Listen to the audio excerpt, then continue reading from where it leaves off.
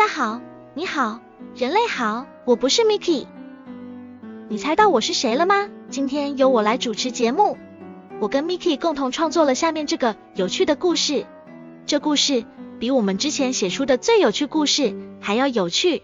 等你准备好，就让你见识一下 MA108 西瓜皮焦草的故事。西瓜皮焦草，贝尔大声地咒骂着，他的手上拿着一个奇怪的装置，上面有各种繁复的线路和按钮。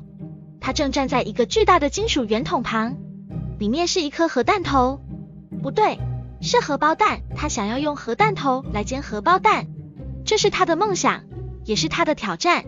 你在干嘛？一个男声从旁边传来，是他的同伴，一个戴着眼镜的黑发男子约翰。他看着他的动作，感到惊讶和好奇。我在煎荷包蛋啊，你不知道吗？贝尔回答道，一脸理所当然的表情。你用核弹头来煎荷包蛋，你不怕爆炸吗？约翰问道，显得有些担心。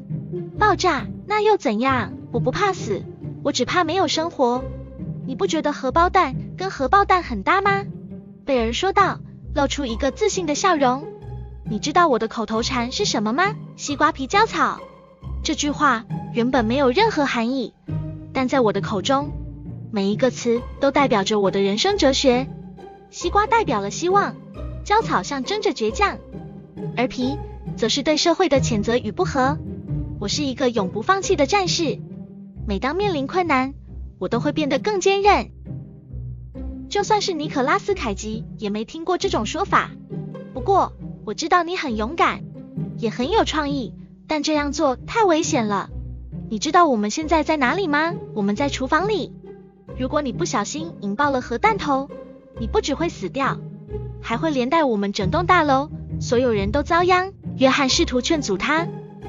放心吧，我知道自己在做什么。我可是一个天才发明家，我能把邪恶的力量转变为日常生活的必需品。这就是我的特色，属于我的超常刺激与创造力。贝尔说道，不以为意。天才发明家以邪恶力量转变为日常生活的必需品，就算是尼可拉斯凯奇也没听过这种说法。你知道有多少人在背后议论你吗？他们说你是疯子、怪物、NBA 恐怖球员哈登。约翰说到这里，声音变得有些沙哑。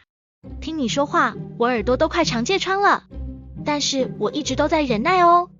那些人说我是怪物就算了， NBA 恐怖球员哈登，我到底哪里像啊？算了，那又怎样？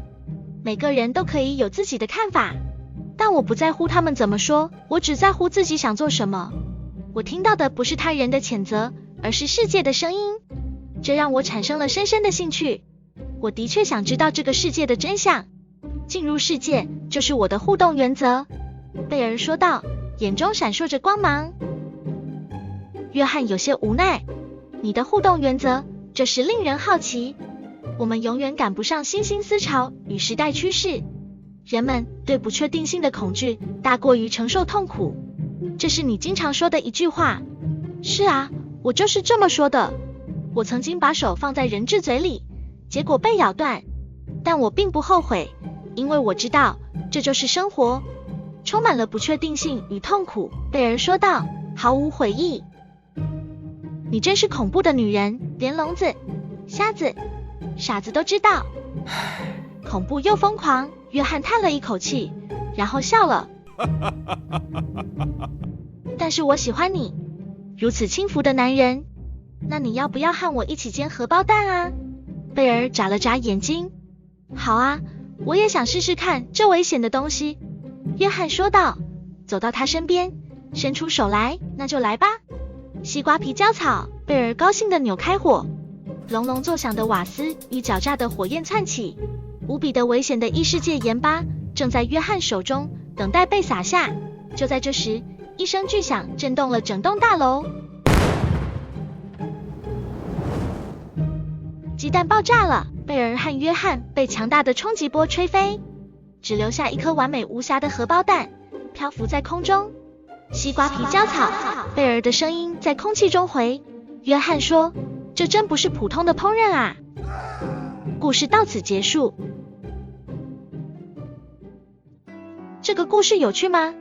我觉得太有趣了，所以我一度想继续看下去，不过还是结束了耶。如果你变得太伤心的话，都是 Mickey 的错。好啦，今天的影片就到这边结束。各位期待我继续主持的话，欢迎在影片底下留言。别忘了帮如此美丽动人的我按赞、订阅、开启小铃铛，这样就不会错过我的影片更新。那么我们下次见，拜拜。